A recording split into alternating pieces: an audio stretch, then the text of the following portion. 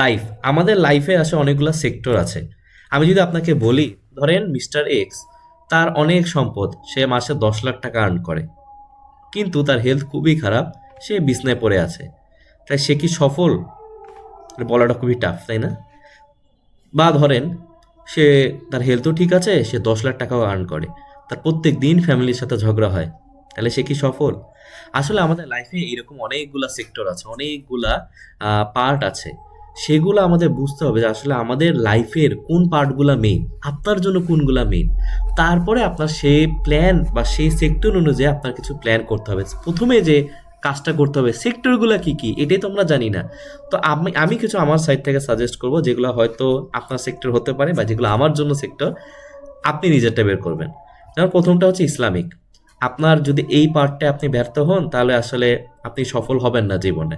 আপনি এই ছোট একটা দুনিয়ায় 20 বছর বাঁচেন, 30, 40, 50 বছর বাঁচেন, আপনার পরে পরকাল যদি আপনার ভালো না হয়, আপনার যদি কবরের পানিশমেন্ট থাকে, তাহলে আসলে আপনার এই লাইফের সফলতা ম্যাটার করবে না। সেজন্য আপনার রিলিজিয়াস বিষয়গুলোকে খুবই ইম্পর্টেন্সের সাথে দেখতে হবে। এটা খুবই ইম্পর্টেন্ট, এটা আপনার থাকতেই হবে, আমি পার্সোনালি মনে করি।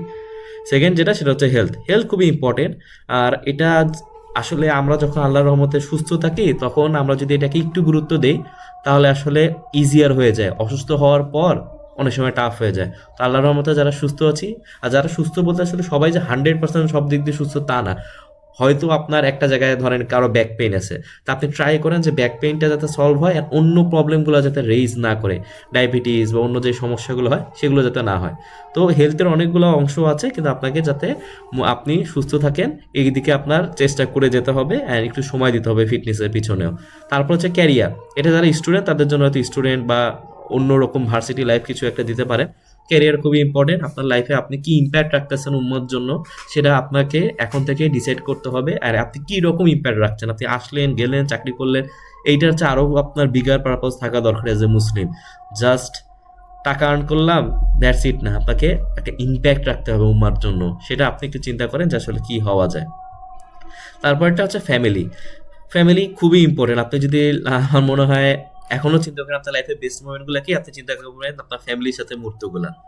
তো ফ্যামিলি খুবই ইম্পর্টেন্ট। ফ্যামিলিকে সময় দেওয়া, ব্যালেন্স ওয়েতে সময় দেওয়া, হ্যাপি থাকা খুবই গুরুত্বপূর্ণ। তো ফ্যামিলি যদি ভালো না হয়, আপনার অন্য সেক্টর যদি 100-তে 100 হয়, আপনার লাইফে আসলে হ্যাপিনেস থাকবে না। ফ্যামিলি খুবই ইম্পর্টেন্ট, এটাকে গুরুত্ব দিবেন। আর এরকম অনেকগুলো ক্যাটাগরি থাকতে পারে। লাস্ট আমি যেটা বলবো সেটা হচ্ছে রুটিন। এটা খুবই একটা স্ট্রেঞ্জ শোনায় যে ভাই রুটিন আবার আলাদা ক্যাটাগরি কিভাবে হয়। আসলে রুটিনটাকে আমি এই জন্যই এতটা গুরুত্ব দিচ্ছি যে রুটিনটা আমি পার্সোনালি খুবই ইম্পর্টেন্ট মনে করি। আমি এটা না আগেও কথা বলেছি। আপনার রুটিন, আপনি যদি আপনার 24 ঘন্টা জিততে পারেন, আপনি যদি আপনার একটা উইক জিততে পারেন, তাহলে দেখবেন ইনশাল্লাহ আপনার বাকি সব সেক্টর ঠিক হয়ে যাচ্ছে। আপনার টার্গেট হচ্ছে ধরেন 60 কেজি, 10 কেজি কমানো। এটা আপনি 20 বারও বললেন, লাভ হবে না। তো আপনার রুটিনে এটা রিফ্লেক্ট করতে হবে। ধরেন আপনি ফাস্টিং করতেছেন, আপনি এক্সারসাইজ করতেছেন, আপনার ক্যালোরি কাউন্ট করতেছেন, এটা আপনার রুটিনে থাকতে হবে। যদি আপনি প্রত্যেক দিন জিততে পারেন, আপনি বছরের শেষে জিতবেন। সো এইভাবে আমি কোথাও দেখিনি যে রুটিনটাকে একটা অংশ রাখে, বাট আমি পার্সোনালি রুটিনটাকে অনেক গুরুত্বপূর্ণ মনে করি, অ্যান্ড দ্যাটস ওয়াই আমি এটা রেখেছি। এগেইন এই ক্রাইটেরিয়ার বাইরেও কিছু থাকতে পারে, বাট আমার জন্য এই ক্রাইটেরিয়াগুলো খুবই গুরুত্বপূর্ণ, সেই জন্য এই ক্রাইটেরিয়াগুলো আপনাদেরকে বলা।